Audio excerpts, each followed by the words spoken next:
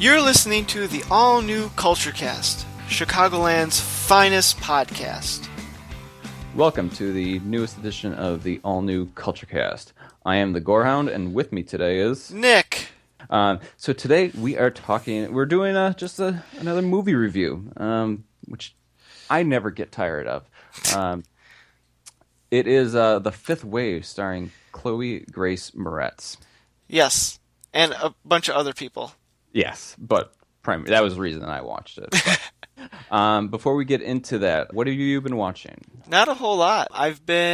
Summer's here. There's not a lot to watch on summertime because a lot of reruns. So I haven't really been checking anything interesting out. I did see a movie in the theaters the other week. I saw Teenage Mutant Ninja Turtles Out of the Shadows. I enjoyed it. I thought it was pretty fun.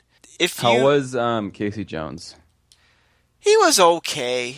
Yeah. I mean, no fault to the actor, but it's a very different version than the Casey Jones that was featured in the 1990 movie. Yeah, dude, he was so cool. Yeah, this one is a little bit more, I don't want to say bland, but he's just didn't have that same sort of spark to him. I like the movie. When you were younger, did you watch the Ninja Turtle cartoon at all? Yeah. This movie is exactly like the cartoon. Okay. Exactly like the cartoon, to the point that they even had the original classic theme in it. So, what have you been into lately, Gorehound? I think if anything I've been focusing on has been Fallout 4 on the PS4 because I was working all this overtime. I just need something to just like chill out, and that has been doing it. I've gone past like the introductory part of it, and I can really just start to play it and embrace it, which is really fun. That's good. So this week I have no male crush of the week. I have not been. Bum, bum, bum, bum. So maybe next week another guy will catch my eye. Fair enough. Well, we'll see where we go from here and there. So, do you want to jump into tonight's film? Yeah. So do you want me to tell about Sure.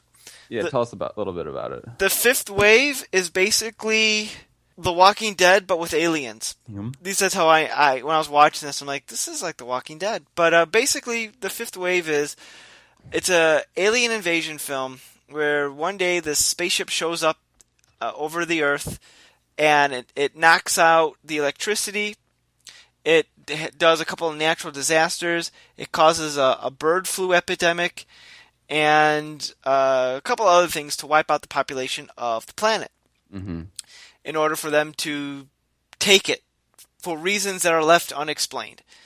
And the main focus of the story is the main character, Cassie, who's played by Chloe Grace Moretz, as she tries... I thought it was Moretz. It might be. I don't know how to pronounce people's names. That's one of the highlights and trademarks of our show is that I don't know how to pronounce actors' names, and I refuse to learn. But she's trying to find her younger brother, who was taken by a military camp in order to protect him, and they got separated by circumstances. So she's on a quest to find her brother. Meanwhile, there's another plot line where her brother winds up at this military base that are training children to be the next generation of soldiers to fight these aliens who they call the Others. Mm-hmm. And then hijinks and whatnot go from there. So this film, I would say this is more along the lines of Ender's Game. I haven't seen Ender's Game, so I can't seen or read Ender's Game, so I can't speak to that. The reason I felt it was like The Walking Dead, because a good portion of it was a lot of it was like her walking in the woods with a gun and just trying to survive. And I felt like this reminds me of every episode of Walking Dead ever made that I've seen. So it reminded me of that in that way. That's why I'm like, this reminds me of that. So I know it's not a perfect analogy, but there you go. Yeah. There's a lot of things in this that kept me referencing other things. But my first impression was just that this movie was just so cliche. Like, I did not find anything original in this movie at all. I felt like it was just pulling bits and pieces from other movies. Did you feel that way? Yes and no. Here's the thing. I didn't mind this movie. I kind of liked it in Did some you? ways. Well, I wouldn't say it's a movie that I would watch again and again, but it wasn't at maybe my expectations were so low that Mm, it had nowhere to go but up. Uh, they did have a lot of cliche things like her shooting the guy at the very beginning of the movie. And spoilers, by the way, her shooting yeah. the guy at the very beginning of the movie, and turns out he had a cross on him. Hmm. The military training the kids, which I guess that would be kind of like Ender's Game from the little bit I know of Yeah. the premise. The military train the kids, yeah, that's been done before to fight a war that are they fighting a war or are they being used for something else? Hmm. Um, like the whole the guy who helps her turns out to be an alien himself, Yeah. Who and you know in the end. The moment that we saw him, I was like, she's gonna sleep with him. I know it. yeah, I thought this film because the other character that we follow is her high school crush. And I thought this film was going to turn into more of a love triangle, like a Twilight sort of thing. Mm. But it doesn't really do that. It like they all meet each other again at the end, and it's kind of a case of, oh, hey, how's it going? And like the Ben, Evan? Oh, Ben, Ben? the character's name I was going Ben Oh, okay. Zombie, also known as Zombie. Oh, right. Like he's not like jealous or anything. He's just kind of like, okay, a guy that's helping us. Great, let's get out of here. And that name Zombie is just like, oh my gosh. That's awful. This I was reading. This movie was based on a young adult novel, and I could see that. and a name like Zombie, and a name like Nugget, which the little brother was referred to in his when he was in the military thing. Yeah.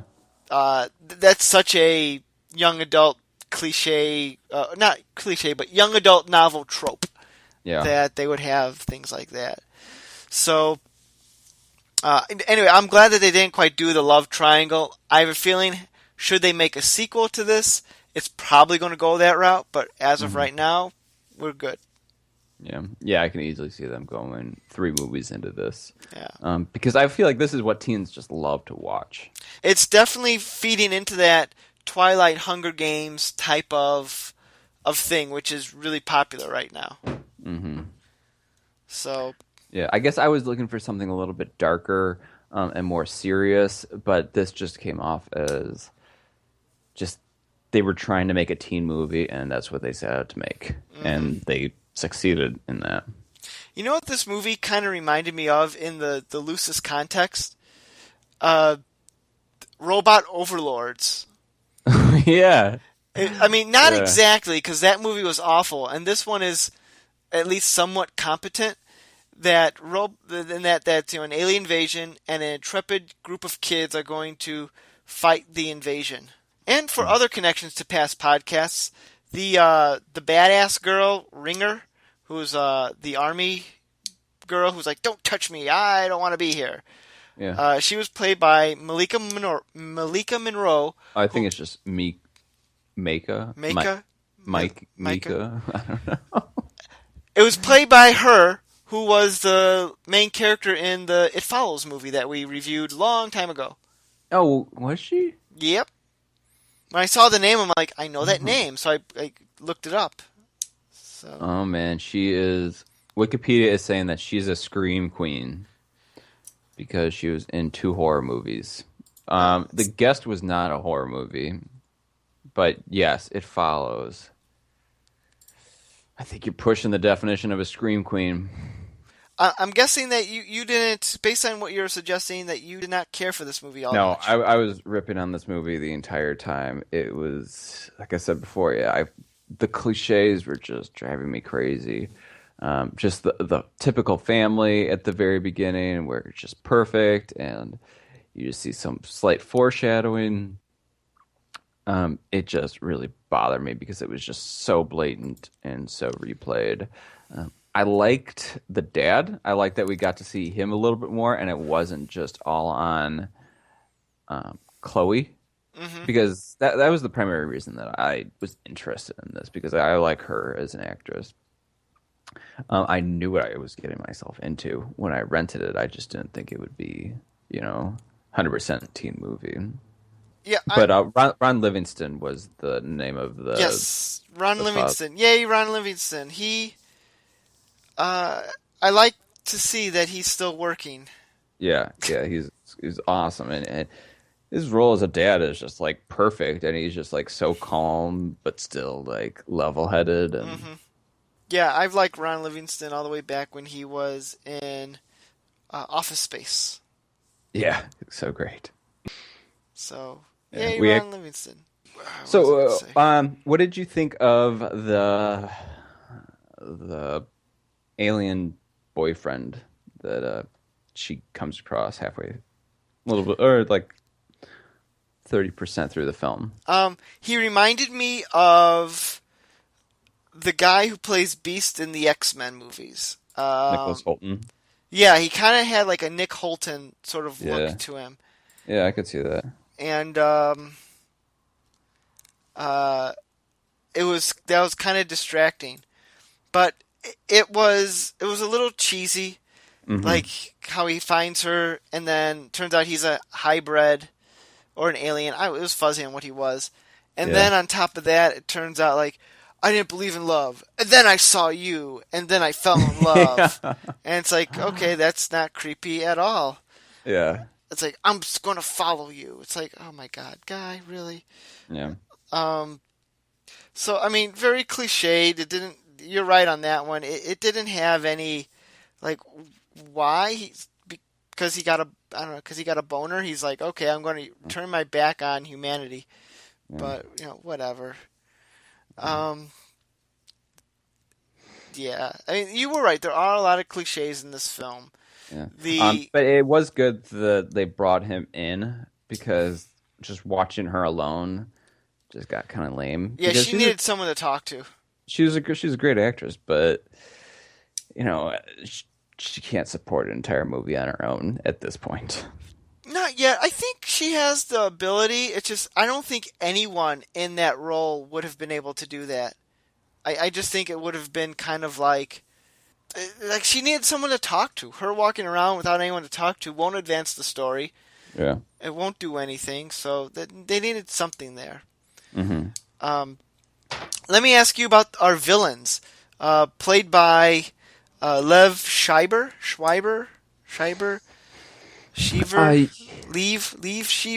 I don't care. The guy from Scream, and then later X-Men Origins Wolverine. Yeah. Also known as the greatest X-Men movie ever. He at what point in time did you realize that he was really the alien? So he comes into the camp, and he says, "Okay, we're gonna come and save you." And then at that point, I was like, "No, he's not," because that's just way too blatant. And it was like, it's just they had to move the story along, and saving the entire village is not the way to move the story along. Right. I'm right there with you. The minute, first, like, the military comes, I'm like, nope, I bet these are the aliens. And then when he's up there talking to the adults, and he's like, they're taking human form. I'm like, yep, he's the alien. He's the one in charge. Yeah. He's the bad guy. Notice they did not kill him off. He escaped at the end, so he can come back in a sequel. Oh, yes. Yeah, because they only destroyed one village of aliens. That base there. Yes. Great job, guys. Well, and it wasn't even them. It was the traitor. What's his face? Evan. Yeah. Evan Walker. Yeah. So. Well, one of my big problems with this was that it's called the fifth wave, and so I was counting as these waves were going along, and the third and the fourth one, I was really lost. I was like, wait, they already had the third wave? Are we on the fourth? Because she was stating very clearly what the first and the second were. And then at the third and fourth, I mean, I assumed I knew, but it just wasn't very clear. the first wave was the electromagnetic pulse. Right. The second wave was the natural disaster with the water and No, everything. and the EMP, that was, they gave me the impression that all electricity was gone. I mean, the EMP pulse doesn't actually like kill electronics on the entire planet. It kind of just stops stuff in a certain area. Well, I'm guessing it's supposed to be the aliens did it, so I don't know. Right. But then as soon as the trucks come into the camp, we're like, oh, I guess they have electricity again. Well, those were the alien trucks, so they could probably turn it off and on for them. Right, but why wouldn't anybody in the village realize, oh, wait, why did they have electricity? Probably because they thought here's where I'm willing to let the movie slide. Because one of the things that the father says when they all come is like, okay, the military's here. The people in charge have finally figured out a plan to save us, to help people. So I'm thinking they just they're naive and took it for granted that the military is figuring out how to fight back to the aliens. Yeah. That's how I took it. I see where you're coming from, though. To me, it wasn't that big of a deal. Yeah. But the third wave was the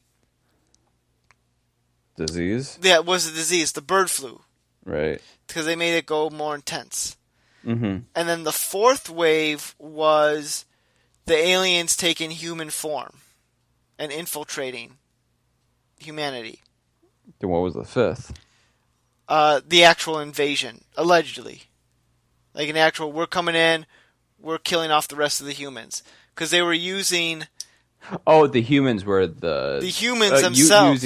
Using the humans. Okay. Yeah, that was the fifth wave. Because they realized they were shooting at other humans. Yeah. But yeah, seeing the bug on the guy, on the human's face as like, these are the enemies. That was just like, I didn't think that was very well done, because I was like, of course that's not. That's somebody. I saw right through it that it was an alien showing another just regular person that wasn't infected or anything. It was just like an illusion to make them think something was on there. Yeah, and I was not convinced at all. Yeah, the movie did not do a good job of like trying to hide who the villains actually were. Mm-hmm. It was very clear that the military were either in cahoots or were the aliens, or they were up to something. So, yeah, it kind of kills the tension there and makes the reveal less revealing. But when you're really just going for a teen film, you don't need to like make it a big reveal when the entire movie, when you have a big reveal at the end, you don't need to have these smaller reveals in between. I suppose not. I don't know.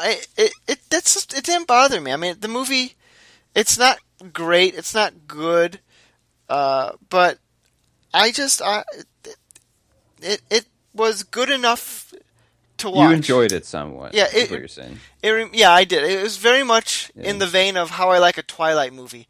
It's not good, but it's entertaining enough to where I don't mind watching it for the 2 hours or however long it is. I don't know. The Twilight. We both can agree that Twilight was awesome. But this one, I have a hard time accepting that. I don't know why. I think here I'm going to throw out a suggestion. Twilight had such a huge impact on pop culture, and this movie did not at all. Like, before you mentioned it the other week, I had no idea this movie even existed. Yeah. And it came out earlier this year. Okay, yeah. So I think like everyone, like even if you never watched Twilight, you knew who Bella, Edward, and K-Stu and Team Edward. Yeah, and Team Jacob. People knew that stuff. Like it was just through osmosis, through the pop culture consciousness. You just knew it, even if you never read or watched any of the Twilights. Yeah. I should have gotten one of those shirts. It said Team Edward or Team Jacob. I bet you could still find them online. Yeah. I think I would be Team Jacob. Oh yeah, Team Jacob all the way. Yeah. Come on, like there's no question. All right. You have any last thoughts on this? No, No. The movie was not as painful as I was expecting it to be.